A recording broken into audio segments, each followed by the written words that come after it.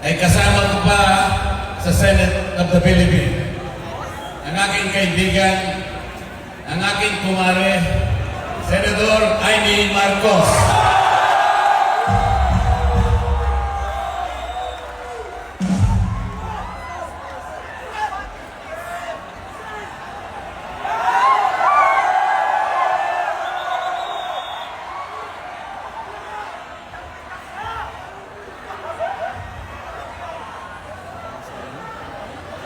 Magandang gabi po sa inyong lahat, mga mahal na kapatid.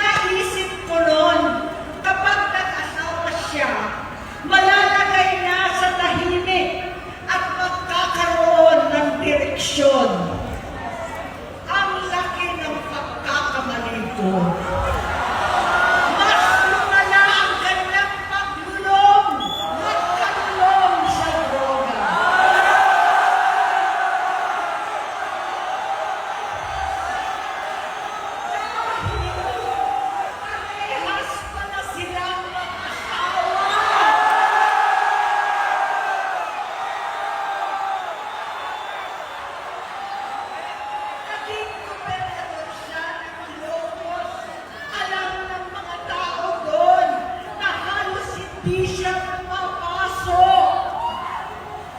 Tuwing kukumprontahin ko siya, ay nagsasabi siyang magbabago na siya, aalisin na niya ang bisyo.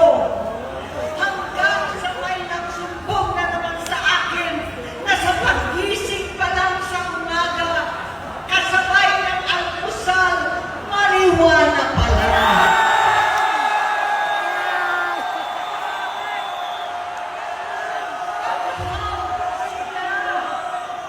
Lahat sila nagiinuman at gumagamit ng cocaine. Kasama ng asawa at barkada. Tulad ng ama ko, kinastigo ko ang mga barkada niya. Ang nasirang si Bong Dasa, si Edwin Cruz, Inigo, Tony Boy, Sam Anton, alam po ninyo yan. Paano nagre-resign na sa takot ang mga pulis nila at staff dahil sa lumalalang bisyo. Inayos ko sila dahil gusto niyang ituwid ang buhay niya. Gusto niyang mag-vice-presidente. Hindi siya pinalad at lalo nagkaroon ng oras para sa bisyo. Simula noon, naging malabo sa amin ang lahat. Kaysa mag-away, bigla na lamang lumayo ang loob namin sa isa't isa. Noong 2016, kasabay ng kampanya ni dating Pangulong Duterte laban sa droga, lumabas ang pangalan ni Bongbong sa listahan. Nakasama siya sa listahan ng mga celebrities, mga artista, Maricel Soriano at iba pa. Masinsinan kong kinausap si Pangulong Rodi. Halos manikluhod ako. Sinabi ko ayon sa kapulisan, dapat unahin, usigin ang mga pusher at saka na lamang sagipin ang mga user. Naligtas si Bongbong. Labis ang takot ko at pag-aalala. Kinausap ko siya at nagsabi siyang talagang siya ay nagbabago na. Muli at lagi, hindi ako nawalan ng pag-asa. Ako'y naniwala ulit. Mula noon, ang natatanggap ko na lang na balita tungkol sa kapatid ko ay regular na magpapadoktor. Kaya kumalma naman ako. Inisip ko, totoo, dahil nakopera na ang tuhod niya sa gout. Siguro, totoo na ito. Hanggang nito, nalaman ko na tuloy ang paggamit niya sa mga party na karapalan ng hahain ng droga. Pinagmamalaki pa ng mag-asawang kayang-kaya nila ang microdosing ng cocaine. Hari-hariin daw para 4 na beses sa isang araw. Hindi mabibisto.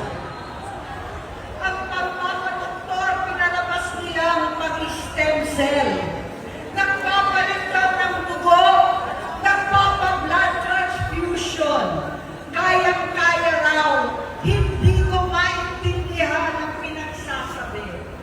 Noong 2021, kahit papano, nagkikita kami at nagkakausap. Sumumpa siya sa akin talagang hinintunan niya. Naniwala ako kasi sabi niya gusto niyang tumakbo.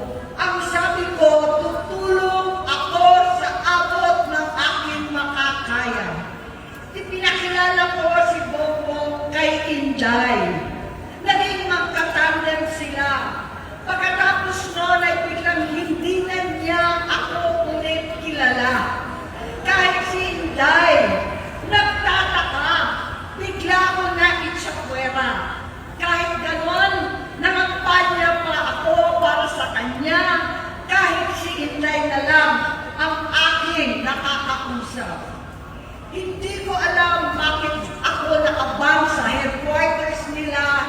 Mandaluyong. Hindi ko alam bakit walang nagre-report sa akin tungkol sa kampanya. Sa totoo lang, masakit mang aminin, nung dinidisqualify na siya, halos papaboran ko na sana dahil may nagsumbong sa akin mula sa kanyang campaign team na gumagamit na naman siya. Nung sinabihan ko, siya at mga taong nasa paligid niya, nagkaisa silang tuluyan akong alisin sa kampanya na ako naman ang bumuo. Sinabi nilang gusto ko na siya ay mag-disqualify para ako ang pumalit. Hindi totoo yun! Iniisip ko ang kalagayan ng aking kapatid at paano siya magsisilbi kung ganyan ang kalagayan niya. Pero pinaparating sa akin na hindi siya lulong at minsan na lamang tuwing nagpa-party. Hindi ko maipaliwanag bakit gusto kong maniwala at hindi mawalan ng pag-asa. Noong nanalo siya, naging pinakamalayo na kami sa isa't isa. Maliban sa opisyal na takbuhan at kapag pumupunta yung nanay namin, hindi ako sumama sa loob ng 3 taon dyan sa Malacanang. Dahil lantara na doon ang inuman, ang paggamit nila ng cocaine at mga bawal na gamot. Hindi ba nila nakikita, naririnig, kakaiba na siya magsalita, hindi na maintindihan kung ano-ano na ang sinasabi at wala na sa sarili. Nagtatago sa kabaitan niya ang pang-aabuso niya sa droga. At nagbunga na ito ng mga nakakapinsalang maling desisyon. Hinayaan niyang kumilos ang mga nakatalibot sa kanya. Yung mga umaastang presidente habang nilululong siya ng mga ito. Hindi na kami nagkausap. Sa harap ng publiko, pinipilit kong magmukha kaming maayos. Pero wala na kaming koneksyon. Hindi ko hinihiling na maunawaan ninyo ako, lahat kayo. Sa palagay ko, ang makakaunawa lamang sa akin ay ang mga pamilya may pinagdaanan sa adiksyon, sa inom, sa sugal, sa alak, sa bisyo, higit sa lahat, sa droga. Pag hindi ko siya nakakasama, buong aking loob na ipasok sa institusyon, ipagamot, iparihab ko na yan. Pero tuwing maghaharap kami noon, hindi kaya ng aking kalooban na gawin yon. Tuwing magsasabi siya sa akin na magbabago na siya, hindi ko siya kayang tiisin. Hindi ko kayang ipagkait sa kanya mga kakataon at pagbabakasakali, umaasa ako at laging nananalangin na sana, oo nga, nagbago na siya. Hanggang dumating ang 2024 at 2025, yung bisyo niya na ang dahilan ng pagbahak ng korupsyon, kawalang direksyon, at maling-maling mga desisyon. Walang accountability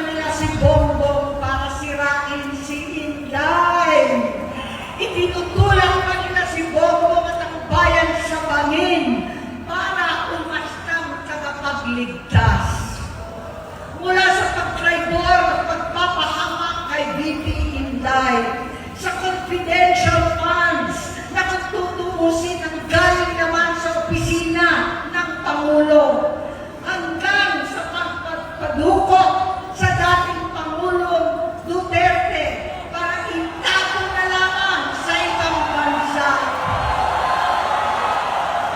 Ang kabaitan ni Bongbong ay naging kalupitan. Karapalan ng pagtatakip sa kanya ng mga nasa Congress, sa Senado, mga miyembro ng kabinete. Kitang-kita na ng taong bayan, wala nang puwang ang kahihiyan.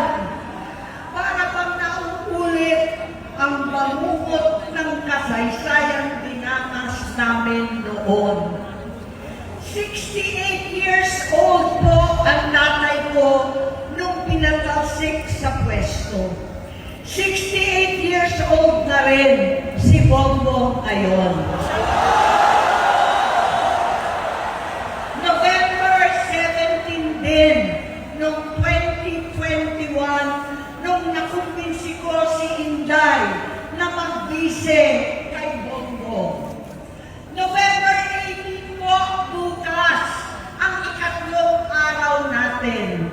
Siyam na taon na nakakaraan. Saktong November 18 pa talaga na pinatiting ni Pangulong Duterte ang tatay ko sa libingan ng mga bayani.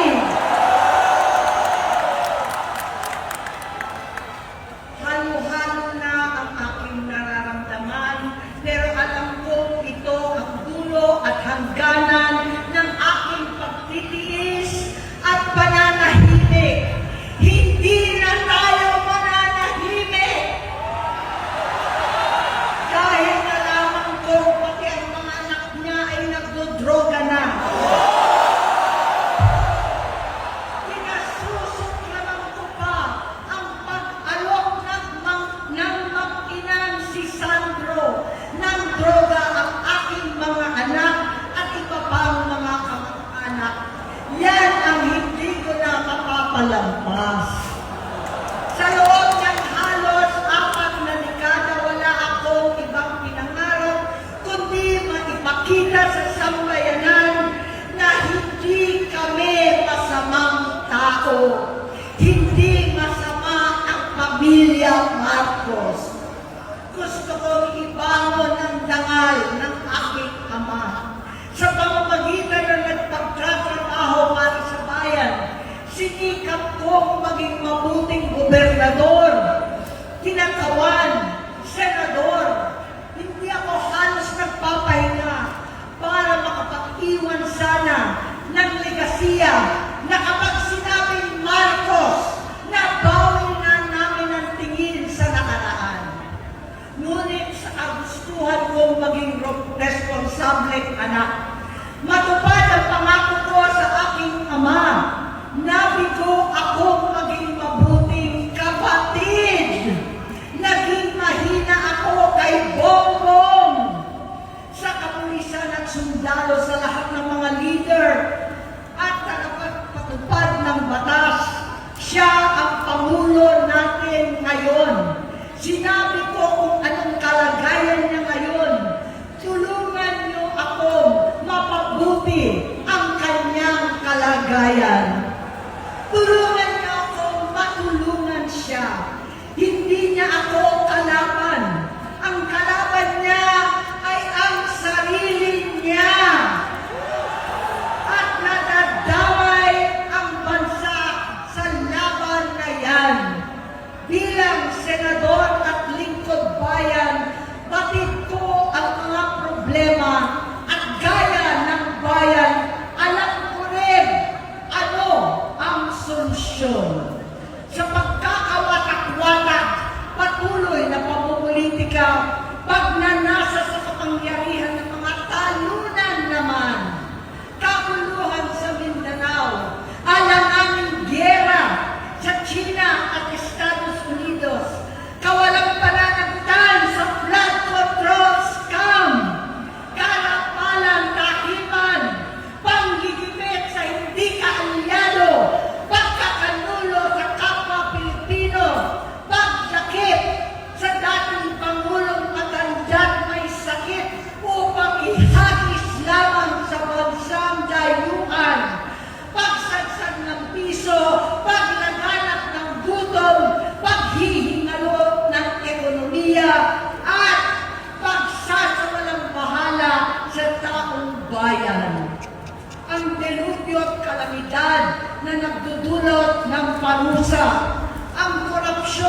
nauwi sa kawalan ng tiwala at hustisya sa Pilipinas, sa kanyang pamahalaan, lahat ng yan ay masusolusyonan kung ikaw, aking kapatid, magsaayos ng iyong sariling kalusugan.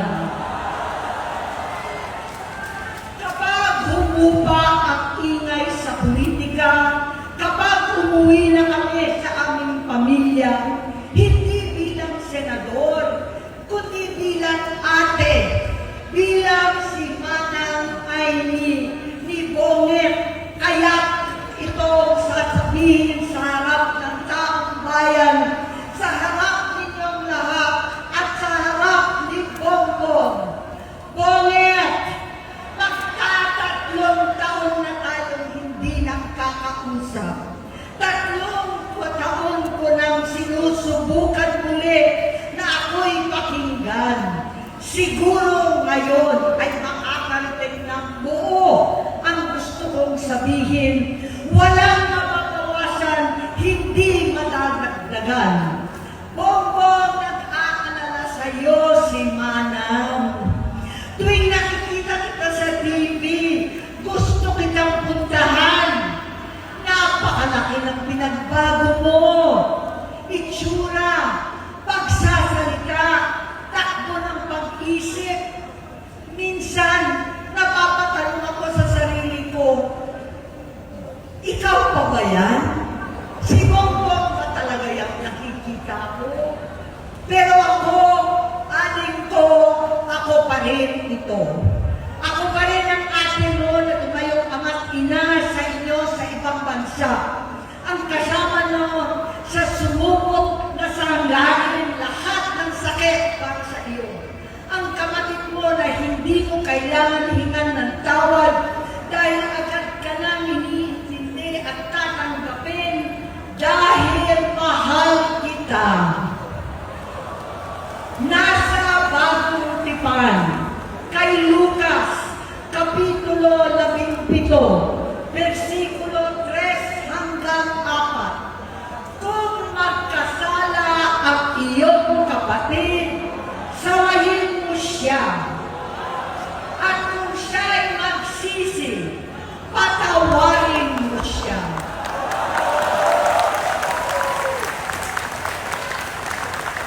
Tama na, adik ko. Tapusin mo na ang paghihirap mo at ng bayan. Gaya nung umalis tayo sa palasyo, kaya mo pa rin hawakan ang iyong kamay, huwag kang matakot. Malaki na ang dulot sa iyo ng droga. Sinisisi ko ang sarili ko dahil hindi ako nakinig sa mga sumbong. Hindi ako nakialam. Hindi ako maniwala.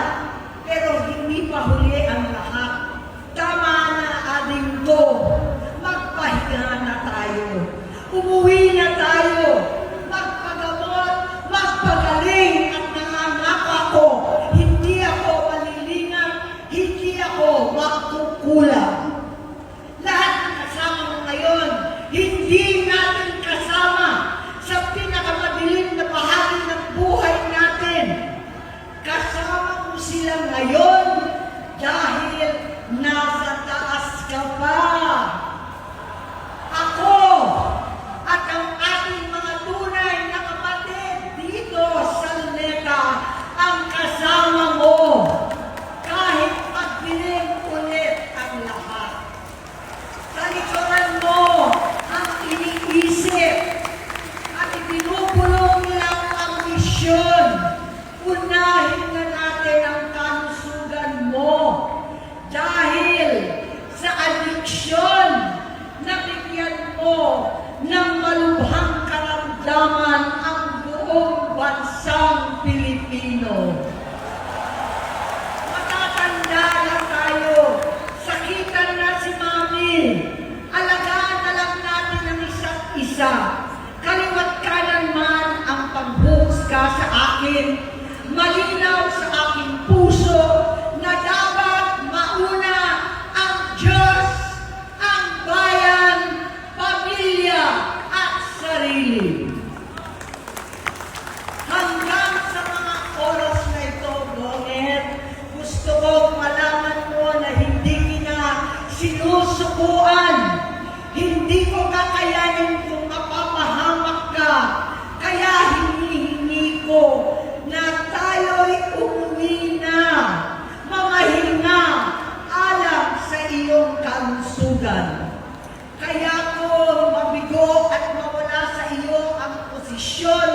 pero hindi ko kayang mawala ka sa amin.